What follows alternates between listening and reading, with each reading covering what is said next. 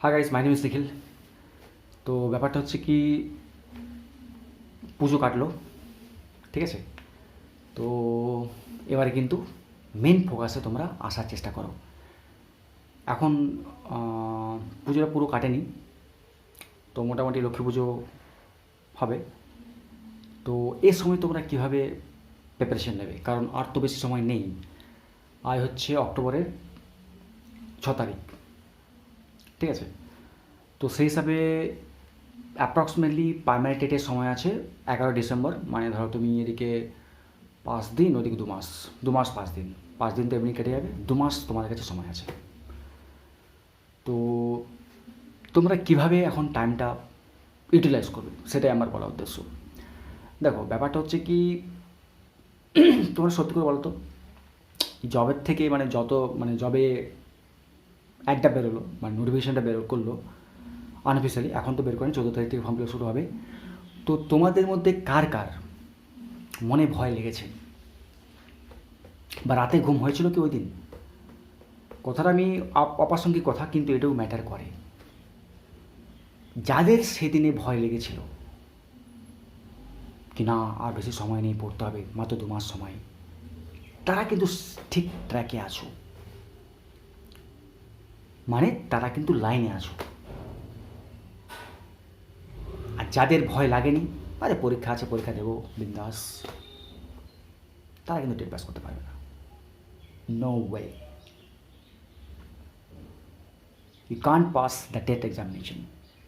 যারা এই ভাবছো কি 2 মাস আছে, অ্যাডমিট কার্ড ডাউনলোড করবো, একটু বাজার চলতে বইগুলো কিনে নিই, চলে যাবো ওই মার্কশিট আর কী বলে ওই কালো পেনগুলো নিয়ে এক্সাম হলে দিয়ে আসবো, ফুর্তি করতে, আনন্দ করতে, ঘুরে আসবো, সরি।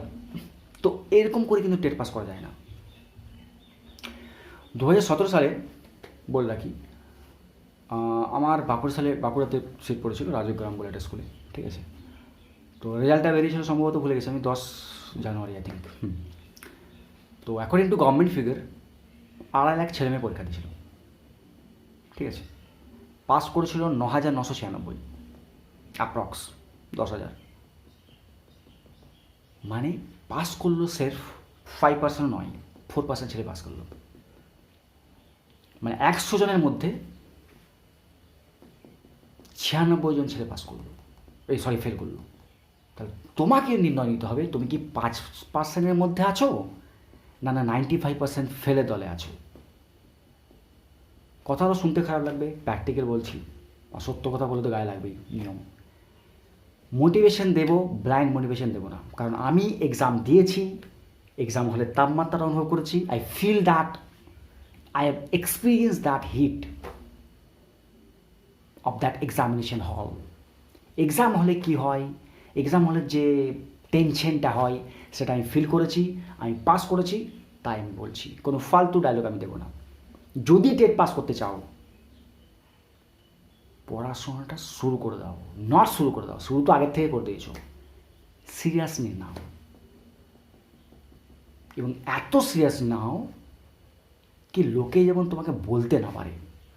আমি যখন চাকরি পাইনি, আমাকে লোকে অনেক কিছু বলেছে, আমার বাড়ির লোকও পর্যন্ত বলেছে, কিন্তু আজ তারাই আমাকে, আমি এটা বলছি না লোক আমার সম্মান দুঃখ চাইও না, I mean people will respect me, I don't need that, I don't want that, I don't need at all.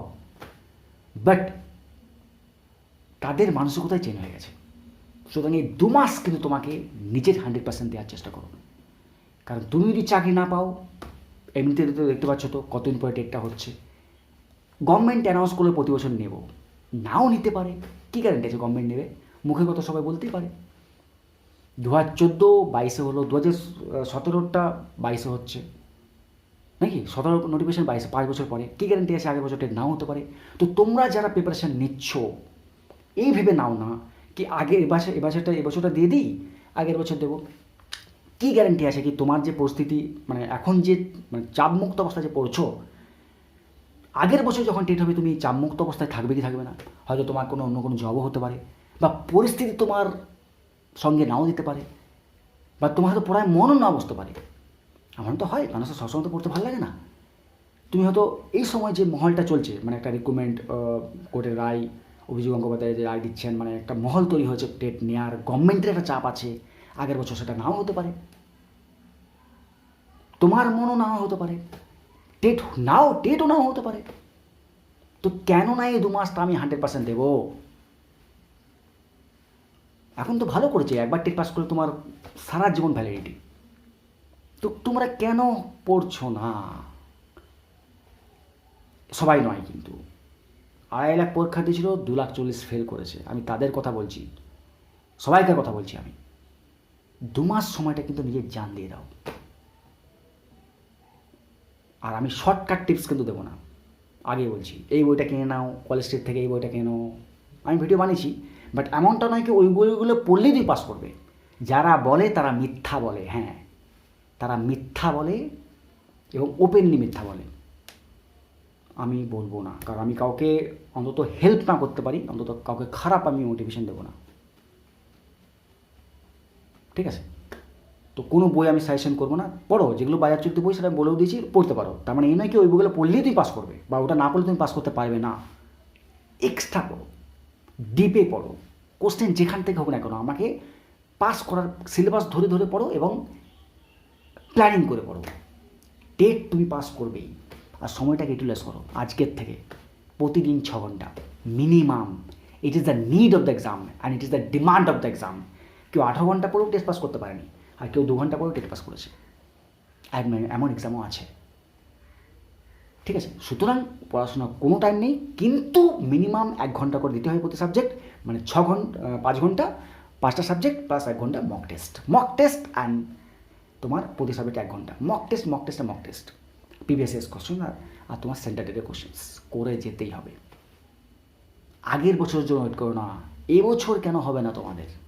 2 মাস এখনও সময় আছে, 100% দাও, পাস তোমাদের করতেই হবে, করবেই। চ্যালেঞ্জ নাও, চ্যালেঞ্জ।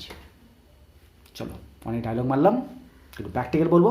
তোমাদের অনেকেই অনেক কিছু বলবে, বুকে আঘাত লাগবে, কিন্তু প্র্যাকটিক্যাল বলবো ভাই, কিছু করো না। তোমরা আমাকে গাল দিতে পারো, কোনো প্রবলেম নেই, গাল দাও, I deserve it, but I always speak truth.